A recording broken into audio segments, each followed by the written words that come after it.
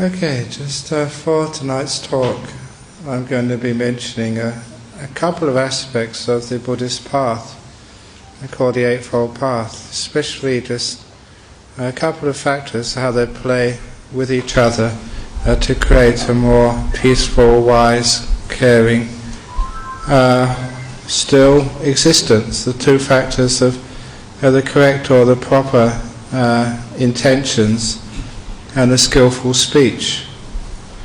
And for those of you who know classic Buddhism, there is the path or practice of Buddhism is called the Eightfold Path, and those are number 2 and number 3 of that path. And again, one of the reasons which I mention these two factors is because the first factor of the intention is just a basic kindness and gentleness, the compassion which Buddhists are usually generally known for, and to allow that to come out into one's speech as a very effective way for living in this world, and to allow that speech to, in return, to cultivate nice ways of thinking.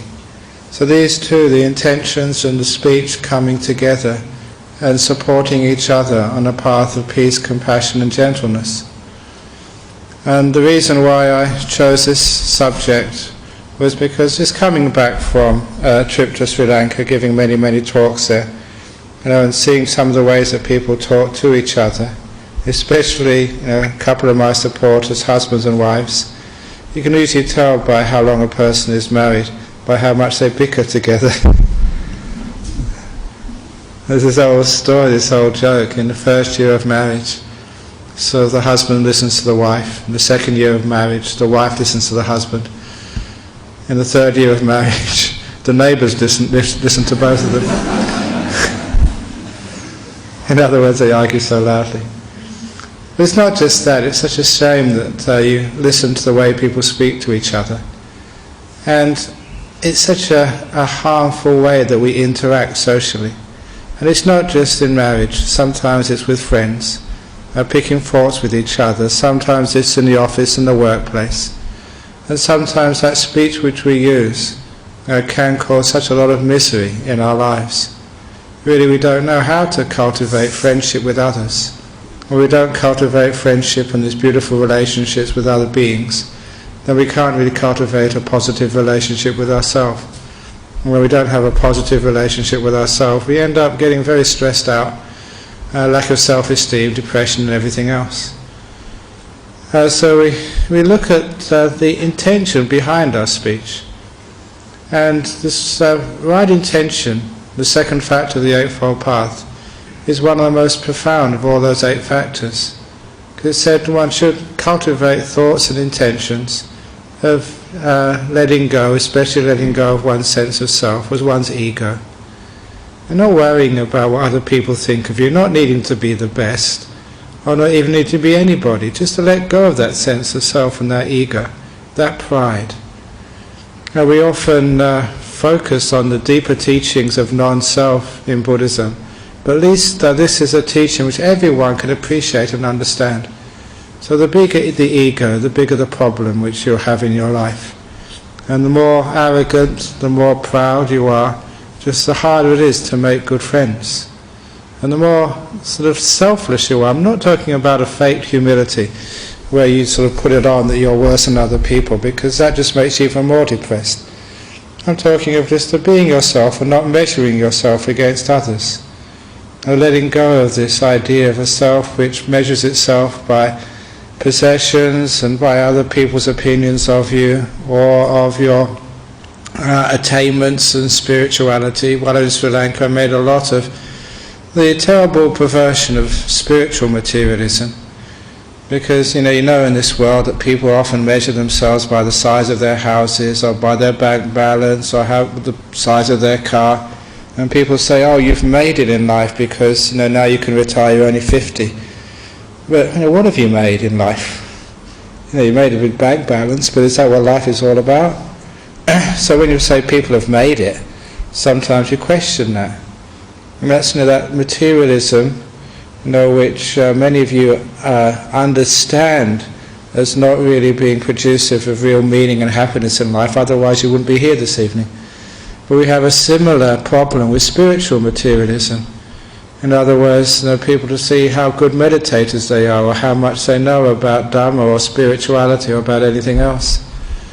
And many of the people from Sri Lanka here may appreciate that so many people I found in Sri Lanka were so concerned of whether they were stream winners, once-returners, non-returners or whatever, these stages of enlightenment, and almost like wearing them like badges. It was like another thing to add to their big house in Colombo 7 and to their big car. They've got everything in life. Not only they've got material wealth, but they've got the spiritual wealth. They're enlightened.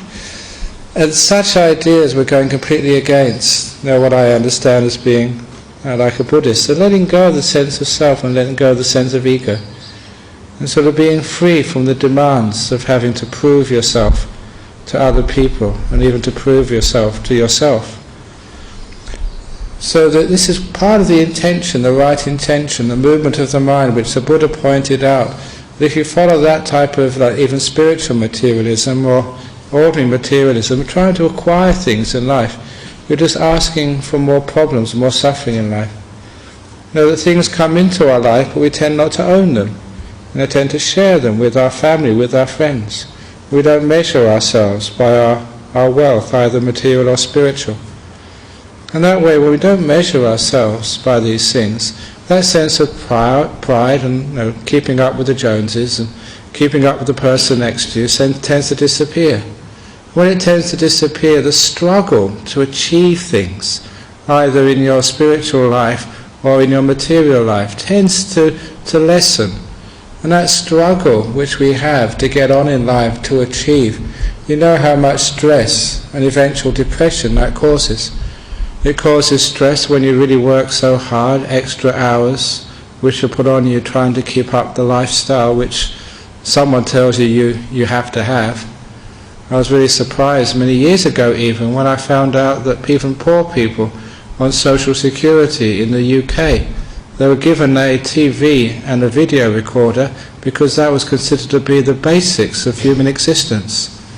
I can understand that you need sort of a house to live in, but having a TV and video recorder as an essentials of existence would seem to be going a bit too far. Because certainly in our monastery none of us have any of those things, so we're living way beyond the poverty line. And I'd imagine that if we really wanted to, we could sue the Buddhist Society for torturing us and keeping us without the necessities of human existence. Well, obviously that was going far too far, but you see that sometimes what we take as being essential and normal and have to have, you should question that. And this particular aspect of the Buddhist path is saying, no, you don't know. If these things come, fine. If they don't come, fine. In other words, you can have them, but you don't need them. It's a necessity part of materialism which causes a problem. And it's nice to have them if it comes, but it doesn't matter if you don't have them. And the point is that you can have that beautiful attitude towards the possessions of life. Of, take it or leave it. They're not essential to your happiness. And the reason why they're not essential to your happiness is you don't measure your ego by these things. As I've mentioned in many meditation talks, and I gave a short meditation retreat in Sri Lanka, it's a fundamental principle of meditation that when you actually focus on something, you actually focus in on a thing. And what's on the edges of your awareness fade off. And the simile I've often given is watching a TV screen, because when you watch a TV screen, it doesn't matter what size it is or what shape it is. I know that most TV screens are rectangular, but if somebody came along and had to design a TV set which was, say, circular, that'd be sort of a new thing to have a circular TV set, you find that after a while when you look at the centre of it, the edges disappear. You don't see the edges, and that's the reason why when you look at a movie on TV, it looks as if you're right there, because the edges of the screen would remind you that it's just an image on a box. But next time you watch the TV, just notice after a few minutes the edges disappear and you're in the centre of that screen somewhere.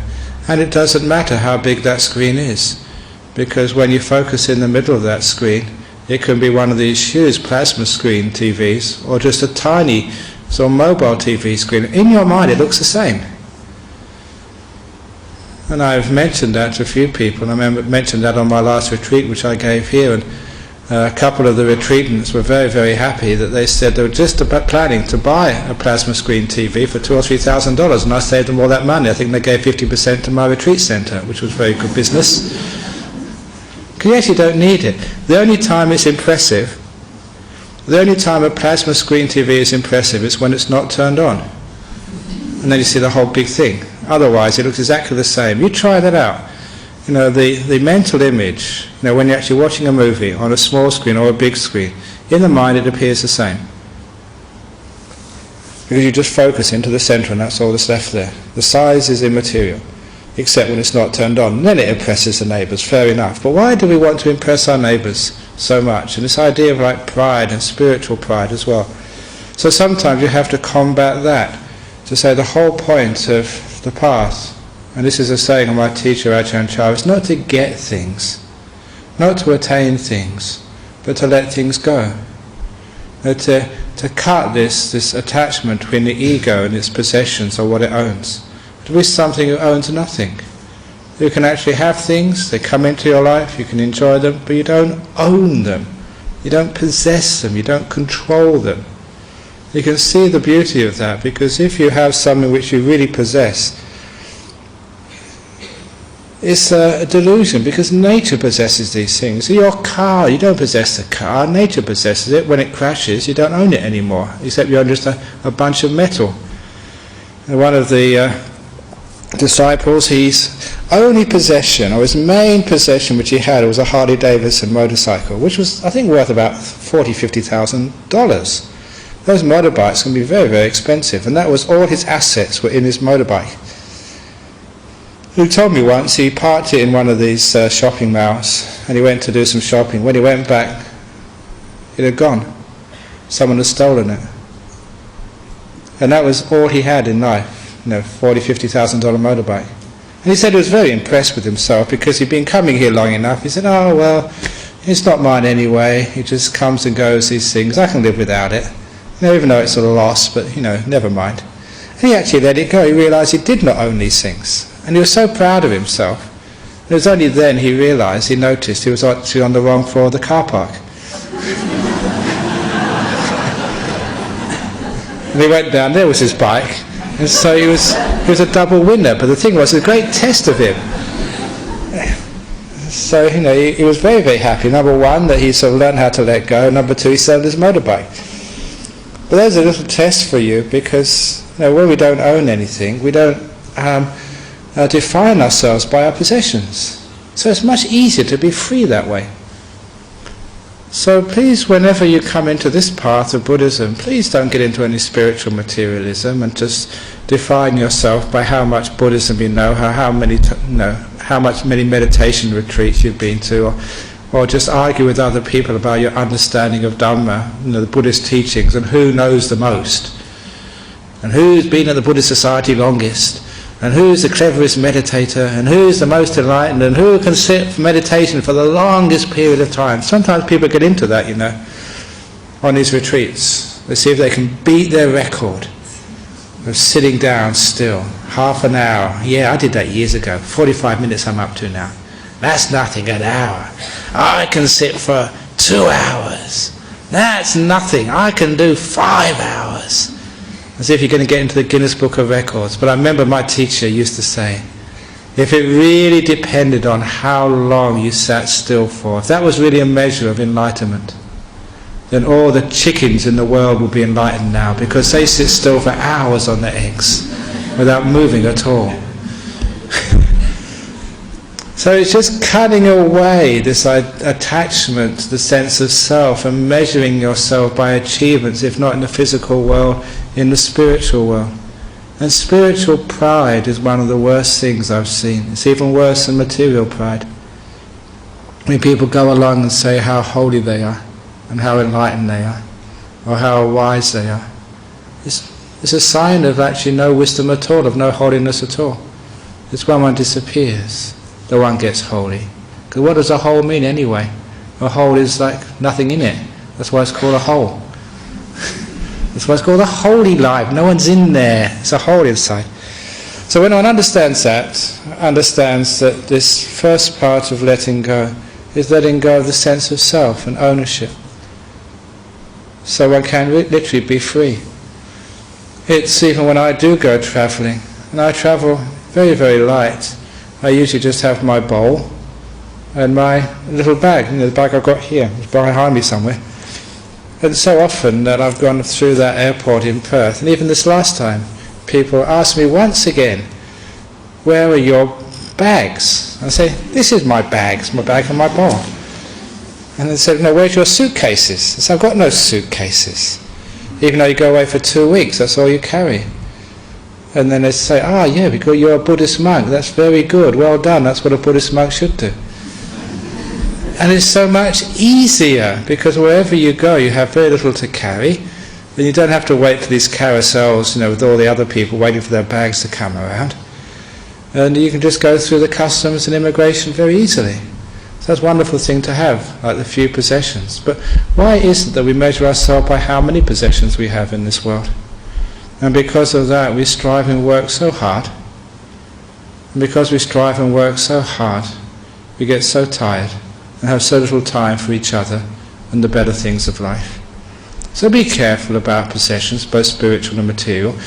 The first aspect of that right intention is just to have few things.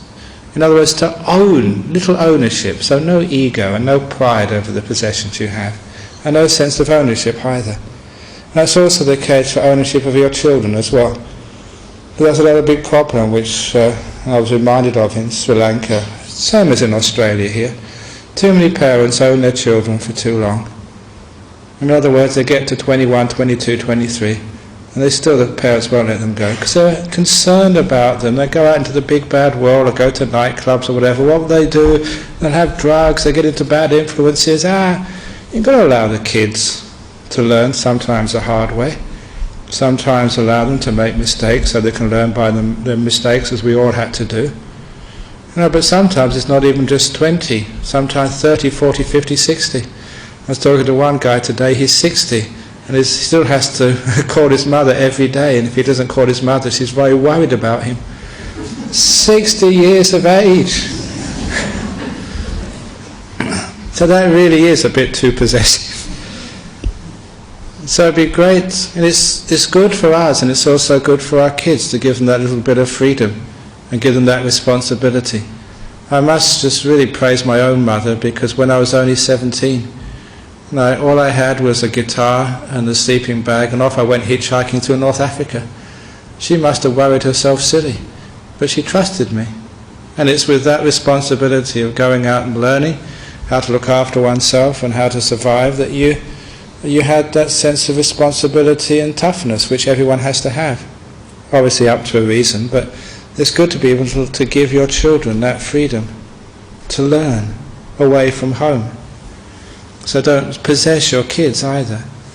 And obviously, that sometimes that when your child gets married and they find a partner in life, just how many mothers just still get controlling of their son or daughter once they're married. This is why we have all these mother-in-law jokes in the world. My favourite mother-in-law joke, comes from this comic, I think it was Les Dawson in the UK, who said, my mother-in-law's been coming around for Christmas Day for the last 9 years. Every Christmas Day she's been coming around. This year we decided to make an exception. We let her in the house. Why do you laugh at that? It's because it's true. So mothers-in-law have got a really bad reputation, and that's not just in the West, that's in Sri Lanka and Thailand, all over the world, and Singapore especially.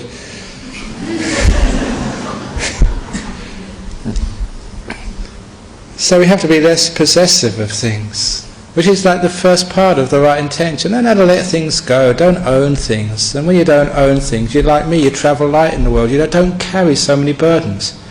Your financial burdens, your family burdens, and even your spiritual burdens. It's amazing how many people, when they go on meditation retreats, are so worried about what they're going to achieve, what they're going to get. That's not why you meditate for. You meditate, as I said, this is Ajahn Chah's great teaching, you meditate to let go, not to attain things. To see how much you can sort of abandon. The more you abandon, the more free you feel. They abandon all the fear of the future, what might happen, all the memories of the past, all the ego things which wants to own and catch on to everything. That's what we mean by attachment. It's our owning things and grabbing onto things. We don't own physical things. We own our children, we own our intelligence, we own our abilities, instead of just allowing them just to come and go and flow. But the second part of the right intention, of course, is the best part. I don't know if it's the best part, but it's one of the great parts. It's like the compassion and kindness. We should always have like thoughts of kindness, which is a hard thing to do in a marriage, in an office, anywhere, because sometimes people irritate us. And when they irritate us, what do? We start planning how we're going to murder them. Fortunately, we don't go that far, but sometimes we think like that, or hoping terrible things happen to them on their way to work. And sometimes it's amazing what you think of to your partners or to the person who employs you. So we look at those thoughts. The Buddha said, no, don't ever cultivate bad thoughts, but just cultivate thoughts of loving kindness. Now, the door of my heart is open, no matter who people are. Because with anger, anger is often coming from just delusion, not understanding the way of the world, not understanding that that's the way husbands are. All husbands are the same. I've done enough counselling in marriages now to know that all husbands are exactly the same. So if you get divorced and get another one, you'll find to your surprise that it's exactly the same. Different on the outside, but same on the inside. It's like a different model car, but the same engine. And you come back and I'd say, I told you so. And the same with the wives, they're exactly the same. Maybe sort of different colour hair or different size body, but they're basically the same. So that way, these are just husbands being husbands, wives being wives, like mothers-in-law being mothers-in-law, monks being monks, bosses being bosses. And just like that story I told in my book, Opening the Door of Your Heart, that just that man, it was in Leech Highway, on a hot day, many years ago, we pulled up, because it's like three lanes going in either direction, pulled up at the red traffic light. And because I was in the passenger seat, my window was open, right next to me, maybe a foot away, was a driver. His window was open as well. He got caught at the red light and he was raging at the red traffic lights, saying, "You stupid damn lights. Why did you have to change now? I was late." This is not the first time you've done this. You did it last time. And he was screaming and shouting at the traffic lights. There was a great simile there, because the traffic lights have got no bad intentions nor good intentions. They run on sort of a computer system according to their nature, and it's just traffic light being traffic lights. And it's the same. Why do we get angry at our husband or our wife? They're just husbands being husbands. That's just what they're like. You can sort of shout at the traffic light, it's not going to do anything. And how many times you shout at your husband? Has that worked? Of course it hasn't. Or shout at your wife. So when you understand that how anger is just a misunderstanding of the nature of human beings, and trying to we get frustrated when they don't go according to our plan. So instead of actually trying to change the traffic light or change the plan, we actually change our attitude towards these things, to accept husbands as they are, to accept traffic lights as they are, to accept life as it is. In other words, to be a bit more or less demanding of life and of nature. And that's what loving kindness means. It's like an unconditional acceptance. The door of my heart is open to traffic lights no matter what they do. The door of my heart is open to my husband, no matter who he is or what he does. The door of my heart is open to my wife, my kids, my boss, unconditionally. It's such a beautiful attitude. When we do that to people, then we do it to life. Then we do it to things. It's wonderful to have that beautiful unconditional loving kindness to traffic lights, to traffic jams, to aircraft being late taking off. When we do that, we have this beautiful peaceful attitude of life. And don't think that that's letting things just slide, getting worse and worse and worse. It actually makes things much better and better and better. You try that in your relationship, in your marriage, or with your kids. You find it doesn't make things worse. It's the anger that makes things worse. It's the controlling makes this work worse. It's the demanding too much which makes things worse. But it's actually the kindness which encourages. When I get round to speech, I'll mention that and a few examples of how like kind speech is by far the best way of encouraging the behaviour which you really want. And the last part of the right intention or skillful intention is actually non-violence. Those are actually the three right intentions of letting go, kindness and gentleness. And too often, even in Buddhist circles, sometimes we forget gentleness, especially when we're in a hurry, when we've got something very, very important to do. Too often we can actually we can run too fast, charge too fast and too forcefully, thinking that the end justifies the means. But the means is the end. The gentleness in life, the gentleness to your partner, the gentleness to your body especially. Sometimes being too forceful for the body. I try and do some exercise, but a lot of times the exercise is gentle exercise. I'm not quite sure, but I think that many doctors will probably know that if it's too forceful exercise, you end up injuring your knees or injuring your back or injuring something or other, because it's just too hard on the body, especially when you're 55. You've got to go gently, look after your old body. Just like, you have a car, it's not a Ferrari, you've got to sort of not push that pedal down too hard. Things are going to fall off your car, things rattle, and that's what happens when you get in your 50s. Very often many things rattle. If you go too fast, they fall off.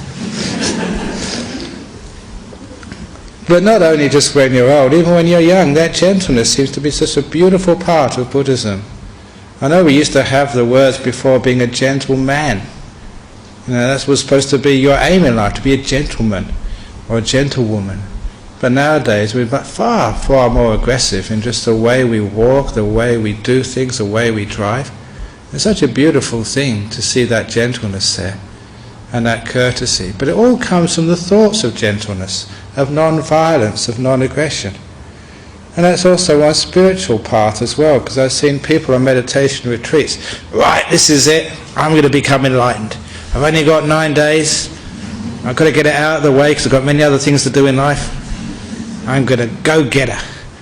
And of course that degree of aggression, I've seen that so many times in meditation retreats, they just get to a brick wall very quickly, get really frustrated, really tense, and you have to, just, if they don't leave, you have to tell them, slow down, be gentle, go and take a good rest.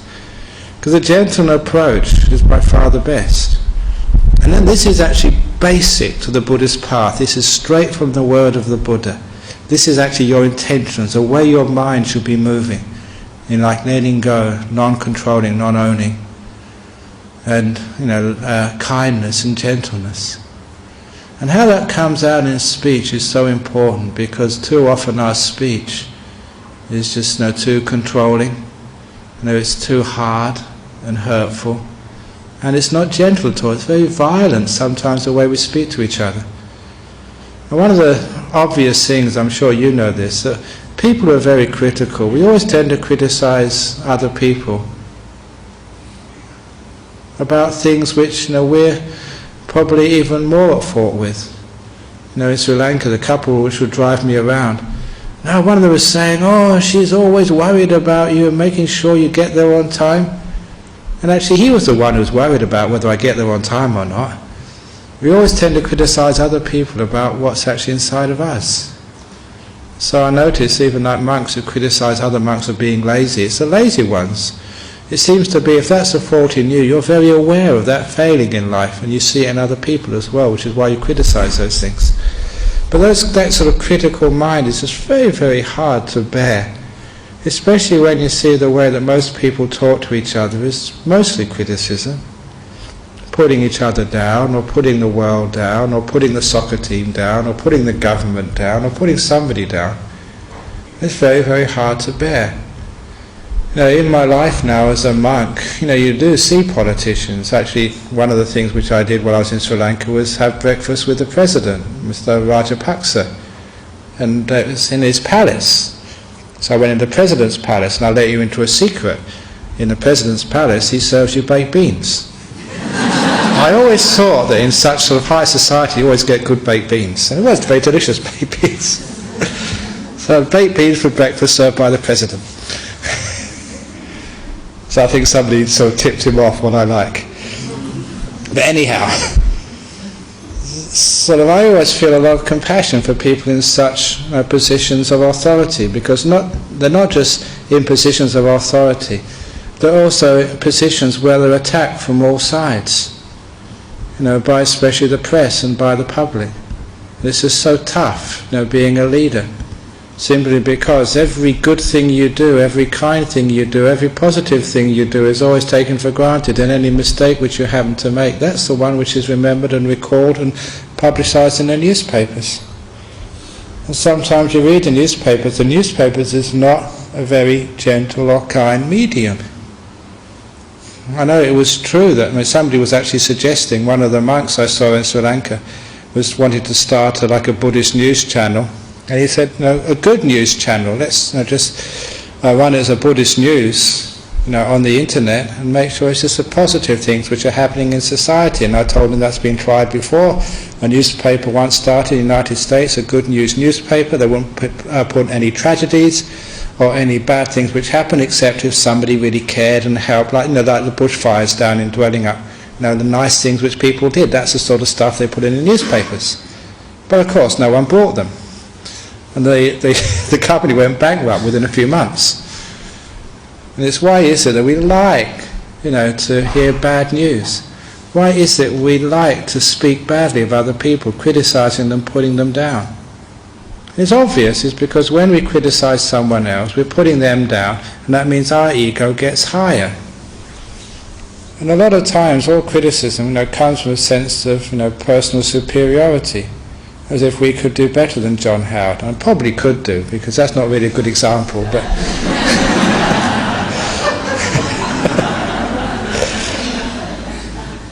but it's not easy being a politician.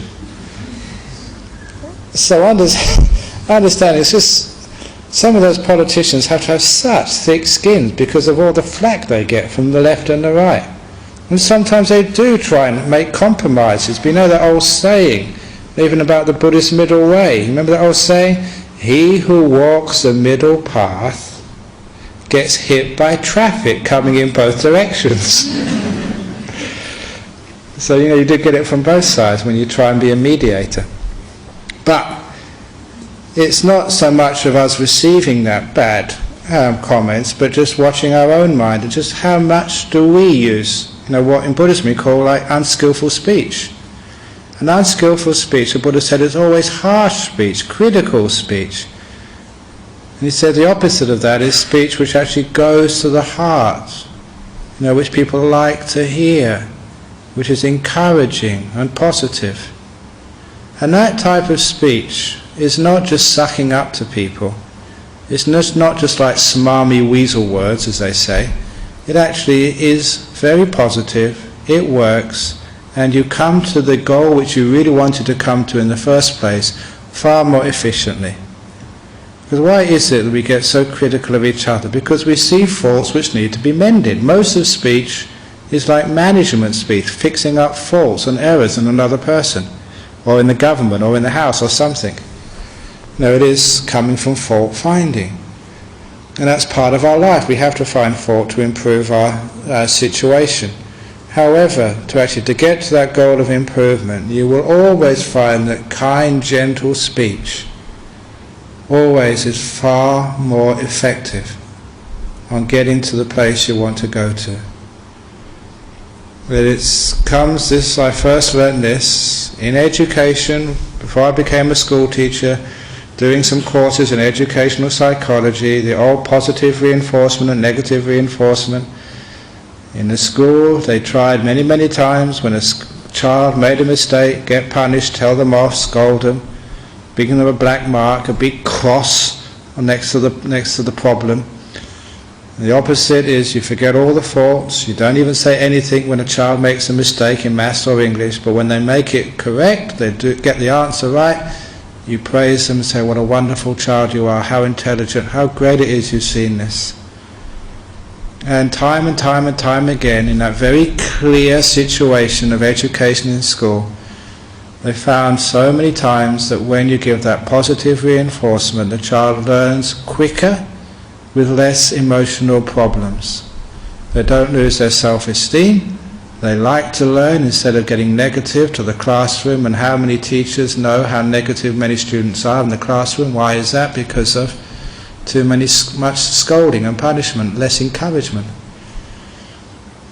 And just as that works in the schoolroom, that works in life too. If you encourage people rather than scold them, praise them for those things you want to see in them. In other words, when they do come home early, just show them how much you appreciate that. When your kid does do well, great, wonderful, praise them. But please don't always keep demanding your kid comes in the top 5%. That's one of the things I said both in Singapore and Sri Lanka on this trip. If your child comes in the top 5% on TEE or at school, or in the bottom 5%, they're not a good Buddhist. If your child comes in the top 5% or bottom 5%, they're not good Buddhists. Buddhists believe in the middle way. To come in the centre somewhere, that's a good Buddhist, the middle way. You're supposed to avoid extremes. And it's true, because the kids in the top 5%, sometimes they get so stressed out trying to keep up there, and the bottom 5% think they're useless. No, both. The top 5% and the bottom 5%, they're all freaks, they're not normal. So when you look at it that way, you understand what the Buddha meant by the middle way, and it takes away all this pressure on achieving. If you get there naturally, fine, but if you have to work so hard and stretch yourself out and create so many emotional problems, that's not a good thing to do. But that encouragement of right speech and kind speech and gentle speech, people don't realize how powerful that is. I gave a talk in my monastery last night down at Serpentine about the power of gentle, sort of loving, kind speech. Because what it is get everybody behind you. They want to work with you, rather than having this terrible antagonistic speech, which is always putting people down, always trying to control them, scold them through anger, through fear, to see who can shout the loudest, or who can actually be the most cutting in their satire, their cynicism. And sometimes, no matter how good your English language is, there's always somebody who's more sharp with the way they use the words. You can't beat sort of that Oscar Wilde. His greatest put down I ever heard, when he came out of some sort of nightclub or some bar completely drunk. And of course, and this was a time when being drunk was even worse as a social stigma than it is today. Actually, probably in Australia it's not a social stigma at all, but an accolade. But anyway, in those days when being drunk was considered to be sort of socially unacceptable, he came out drunk and this woman said to him, "Sir, you're drunk." And he replied, "Madam, you're ugly." And then the kidding phrase was, "And the difference between us, in the morning I'll be sober." Now that is a good example of harsh speech. Not the sort of thing a Buddhist would do. But it's incredibly cutting. And if you get into that game, you'll always find somebody who's got a better riposte than you have, and you get cut down to shreds. And that's not a good game to play, to see who's the sharpest, who's got the biggest sort of cut down and negative response.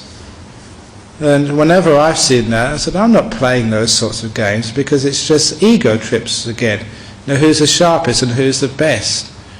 And it's far, far, far more appropriate in our modern world to use words which, instead of build this terrible antagonism between people and this separation between people, which actually get people on side, which actually create bonds between people, kindness between people and friendliness between people. And you really just have to be very careful the way you speak so you don't antagonize each other. In this world now, it is very easy to be fragmented, and with the availability of all sorts of weapons and bombs and goodness knows what else, we can't afford to antagonize each other. And a lot of times it's just unskillful speech which antagonizes each other, instead of actually praising, praising the moderates, praising the kind people, praising the goodness in another person or in another religion or in a politician or whatever. Because whatever you focus on or whatever you praise, whatever you look at and just put the spotlight on, but with your speech, that does tend to grow. So it's a policy of mine over many years, and being a teacher in a monastery, is actually to be very, very uncritical of the monks I'm supposed to be training, but being very, very praising of when those monks, start to keep their rules well, start to be more restrained, start to meditate well. I use the way of positive reinforcement to create a harmonious community. And having learned that that works very well in the confines of a Buddhist community, a monastery of men living together without many arguments, you can actually see just how that can work so well just in family life or in the office. Gee, that sometimes it's what I hear, what happens in office and politics and backstabbing, and that just hurts everybody. It hurts the company, it hurts the people there, it hurts the families when you go home with all that negativity. Why no? Can't we speak kindly to each other? I really mean that, just to speak kindly and show each other how much you appreciate them and say thank you, and I really appreciate what you've done and that extra work which you did. Because you do find that people actually work with greater harmony, you get more things done, you get more energy, because it's just motivation. A little bit of kindness in your speech, a little bit of gentleness gets you far further. So if there is a problem there, don't go shouting at someone, because when people shout at you, what happens? They shout and scream at you, made a mistake and you shouldn't do that again, that's not why we employed you, yeah. Now, do you really take that person seriously? Do you really listen, or you just want to get out as soon as you can because you're embarrassed or because you're afraid and it's really unpleasant? You don't really listen to what they're saying. The message hardly gets through. And it's much more effective, to take the person aside and realise that, that you're behind them, you want something to improve in the company, but not at their expense. How can we help? Now look, there's a problem here. Speak softly, speak gently. And also take your time. Sometimes it's not just the words we use, but the speed of our speech. Because you notice that when you slow your speech down, and you speak much softer, it has this beautiful result of calming people down. But when you start to raise your words and do speak very loudly and very quickly because you don't want to speak quickly and upset people, it really excites people. I remember when we went to the auction for the nuns' monastery land. There we were, with our treasurer at that time. He's here this evening, the old treasurer. And they were having an auction for this land where our nuns' monastery is. And it was amazing actually to see this auction and the way they started and say, this is an amazing piece of land here, and we think it's probably worth maybe 1 million. So let's start with 1 million Australian. Anyone for 1 million Australian? And then he sort of started bringing it down. And once we got the first bid, I think it started off about 500,000, 500,000, we got 525, 525, 525, 550, 555. He started speaking really fast to try and excite people and get them upset. But fortunately, being Buddhist monks, we could outwit him by our calmness and stillness. So it's great having a Buddhist monk at an auction to cool people down. But you can actually see just how the speed of speech actually affects the effect it has on your listeners. So if you want to create more peace and calmness in this world, especially in your marriage, when somebody is shouting at you, you just be very calm. But actually speak softly. If you speak softly and calming, actually you calm the other person down. Or if any other person's had some sort of tragedy or whatever, you speak softly. I saw in Thailand, he was a senior monk there, when this lady came in one morning while we were eating our breakfast, our one meal of the day, and it was so unlike a Thai person actually to come in there and just rush into the room and start waving her arms around and screaming something out. She was obviously very, very upset because the Thai person doesn't usually act like that in front of the monks. And we were looking at our senior monk at that time, Ajahn, to see what he would do. And he just looked at her and then stopped and carried on eating. He completely ignored her. And at the time I thought, that's really been a bit disrespectful, this woman's in problems. But it was such a beautiful response because he'd never actually responded or accepted sort of the way she was acting then. She actually calmed down and calmed down. And once she actually calmed down, And then it was a time when Ajahn Chakra stopped eating, and he asked, what's the problem? And then she told her best friend had just shot herself, and she found the corpse. There was obviously a big problem there, but the way it was dealt with was so wonderful. He would not sort of encourage exciting speech with more exciting speech, because then he would just be part of the problem, putting fuel on the fire. He waited for the excited speech to die down, which it would do with inattention. And then afterwards, he started with this very soft and sort of investigation of what's happened, but using a very soft and kind tone of voice. So your voice, the way you speak, has enormous power, which is why the Buddha said, cultivate with mindfulness skillful speech, kind speech, soft speech. Don't speak too much, otherwise people won't value it. Don't be sort of motor mouths, because if you motor mouth, then people never actually listen to what you're saying, because here they go again, wah, wah, wah, wah, wah. So it's wonderful to be silent a lot, and to speak when it's necessary. As one wise person once said, if you can't improve upon the silence, then don't speak. What a wonderful saying that is. If you can't improve upon the silence, then be quiet. So when we learn these skillful speech, it actually goes back in the way we think. Because when we don't speak angry thoughts or critical thoughts of others, but kind thoughts, when we actually speak gently, we find, to our surprise, that becomes also the way we think as well. We are kind thinkers and we are gentle thinkers, because these two actually condition each other. The thoughts, which is the inner speech, and the outer speech. So the more you put restraint on the way you speak to each other, and you deliberately say, I'm going to speak kindly and gently and frugally, you actually do find that you are thinking kindly and frugally, because that inner speech is actually you're talking but to yourself now. And the way you talk to others is the way you talk to yourself. And if you learn how to restrain your speech to others, so you're kind and gentle, you find you think kindly and gently to yourself. And that is one of the main points of my talk tonight. By learning how to speak to others, you're learning how to have a beautiful attitude towards yourself. In the quiet moments, or when you're supposed to be quiet, in other words, there's no one around you, the way you think, the way you look at yourself, the way you speak to yourself, becomes this beautiful, skillful encouragement, rather than always putting yourself down, always finding fault with yourself and shouting at yourself and being aggressive and violent to yourself with your thoughts.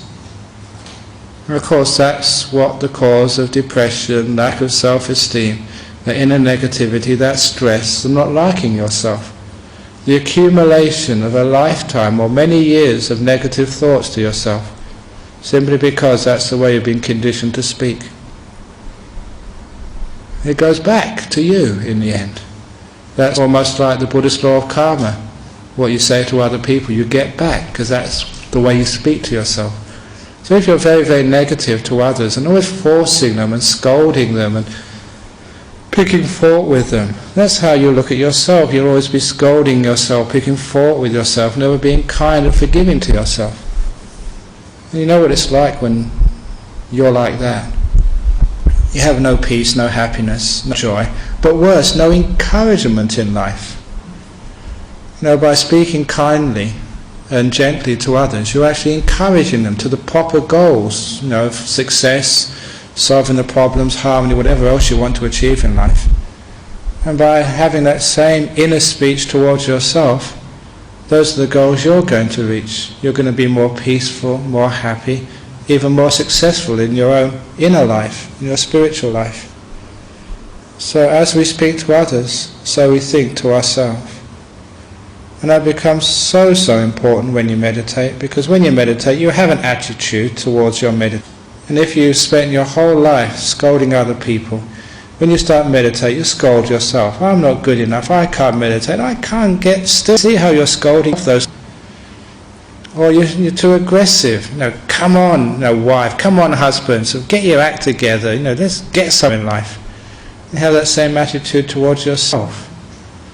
When you have that kind, gentle speech towards others, then you have that kind, gentle attitude towards yourself. You're encouraging yourself. And just as I learned in educational psychology, that gets the most out of the students. You love to learn, you get encouragement to be successful, you learn much quicker, you enjoy your time at school, and you want to go to school.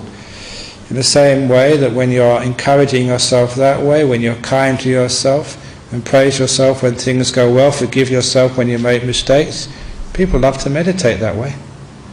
They just love to be here, instead of always trying to escape and go somewhere else. All of the bad acts of virtue in our world are all from escapism. We get drunk just to escape from the present moment, or escape from ourselves. We don't like ourselves, we take drugs. We go into the sensual world of sex with other people, people's wives or husbands or partners or whatever. It's just escapism, that's all it is. And what are we escaping from? Is where we are, what we have. So it all comes from a lack of kindness, a lack of gentleness, a lack of letting go of our ego, instead of like building up to be some big shot or some power guy or power girl. So these two factors, they work together.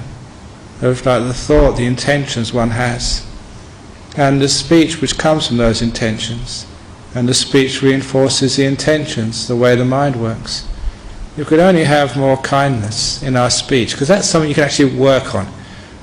The thought, sometimes you're not too aware of those things, but at least if we control our speech, more mindful, more careful in the way we speak to each other, not only will we have a greater harmony in our families, in our office, in our monasteries, in our societies. Instead of being so critical of our politicians or our police or whatever. It's amazing reading the newspapers how it seems the whole society is falling down. The education system is shot, the police system is corrupt, the politicians are lazy and incompetent, everything is falling apart. But if you go to, like these third world countries, you realise what falling apart really means. This isn't falling apart. This is a country which is quite successful and it works reasonably well. So, but why do we think like that? We're just so negative in our thoughts and so negative in our speech.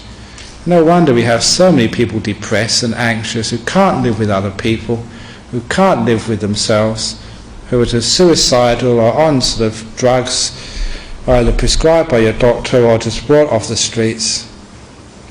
We can do a lot better than that, just by having some positive speech and positive compliments and just some gratitude.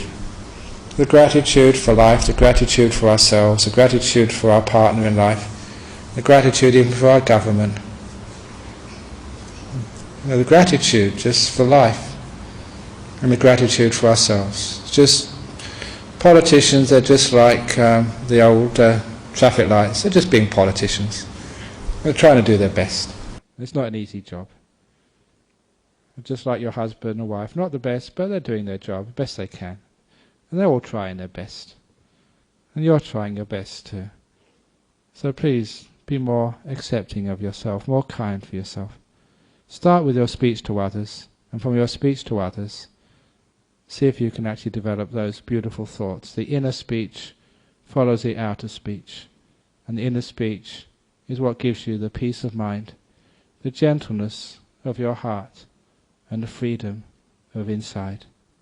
So that's just how skillful speech leads to skillful thought, leads to a happy person. Thank you.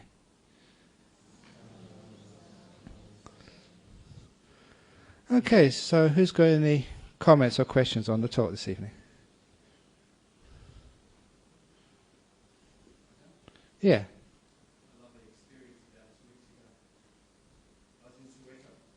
Okay, so in Soweto, that's a dangerous place.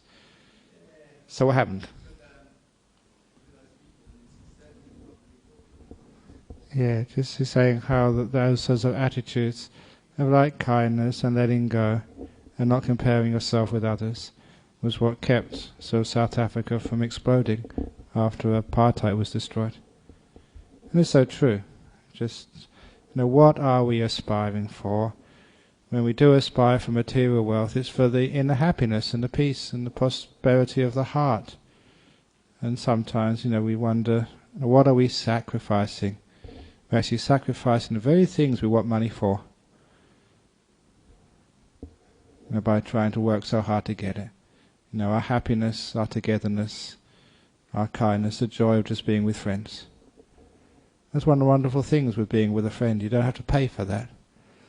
You're with a friend, you just spend time together. And no one charges you for being with a friend. You don't charge for being with your wife, your husband, with your kids. Nicest things. We don't charge for coming to the Buddhist center here. Beautiful things in life. So you don't need any money to come and be a Buddhist and be here. Isn't that a wonderful thing to be? Okay, so please be kind with your speech. Be gentle, and that way you make a better world, a more harmonious world.